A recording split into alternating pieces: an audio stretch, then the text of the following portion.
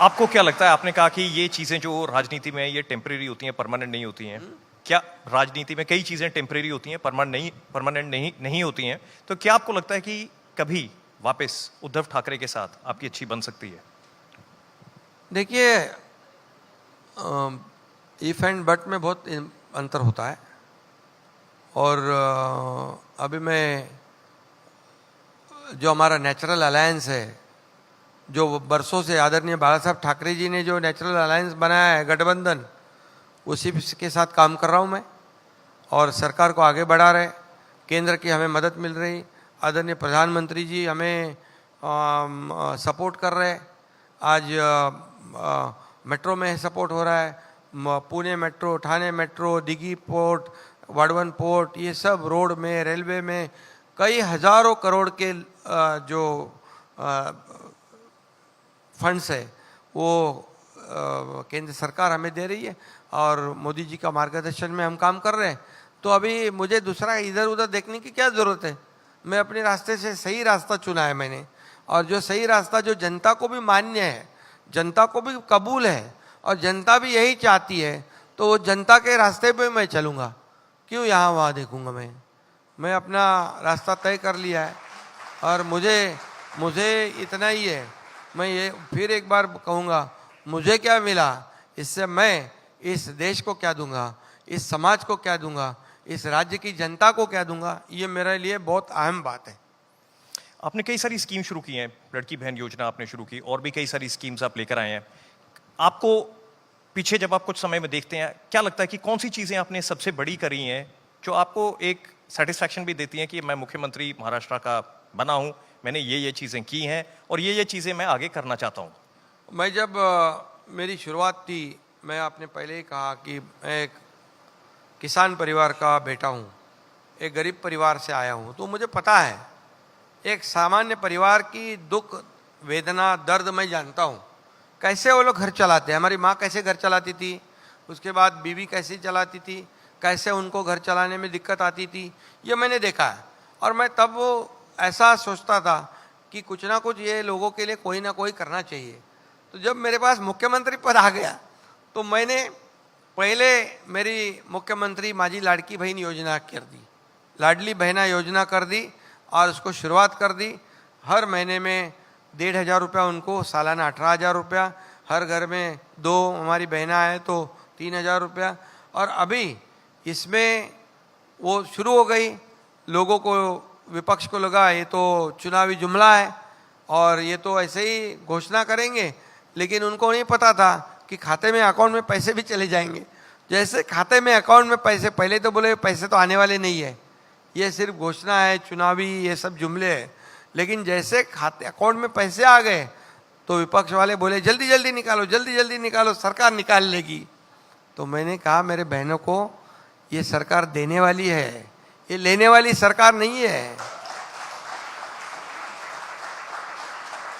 ये देना बैंक है, ये लेना बैंक नहीं। पहले लेना बैंक थी, अब देना बैंक है। हम देना जानते हैं और इसलिए मुख्यमंत्री लाडली बहन योजना बहुत सुपरहिट हो गई है। और सब जगह पर 1,40,50 लाख मेरी बहनों ने फॉर्म भरे, 1,10,06 लाख लोगों को पैसे अकाउंट में गए। हमारा टारगेट 2.5 करोड़ महिलाओं का है। आप 1,500 रुपए दे रहे हैं, विपक्ष कह रहा है हम 3,000 रुपए देंगे। विपक्ष ये भी कह रहा है कि क्या आप ये दे भी पाएंगे आगे, कब तक दे पाएंगे आप? आपके पास पैसे हैं इतने कि महाराष्ट्र और आपका जो ये वायदा है ये आप पूरा करके रखेंगे? जो करते हैं पूरी तरह सोच समझ के करते हैं। हमारा काम जो जीडीपी के 25% हम लोन निकाल सकते हैं, हम 17.5% है, 17.5% अभी है। एफआरबीएम के 3% से कम है। हम पूरी तरह गाइडलाइन फॉलो कर रहे हैं और हम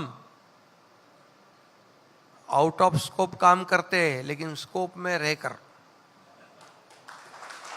बड़े साधारण से परिवार से हैं आप शिंदे जी।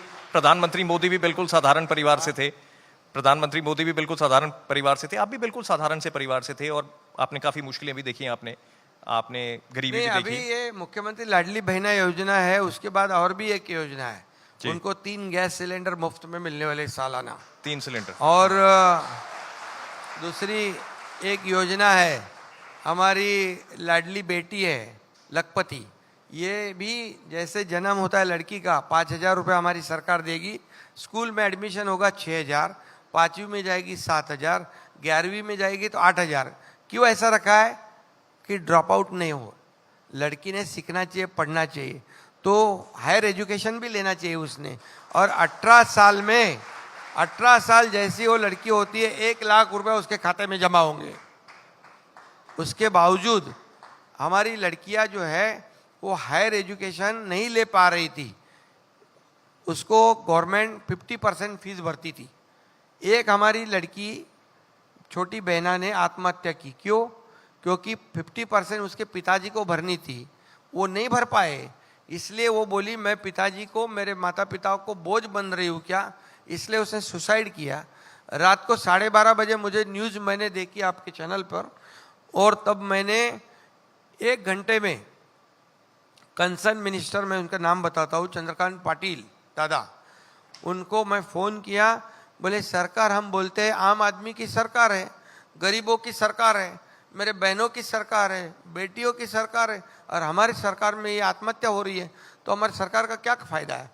बोले उसको तुरंत प्रस्ताव बनाओ, और हमारी जो लड़कियां जिसको हायर एजुकेशन लेना है, डॉक्टर बनना है, इंजीनियर बनना है, वकील बनना है, MBA करना है, क्या फाइनेंस करना है, जो करना है, उससे पूरी 100% फीस गवर्नमेंट भरेगी। वो निर्णय हमने ले लिया।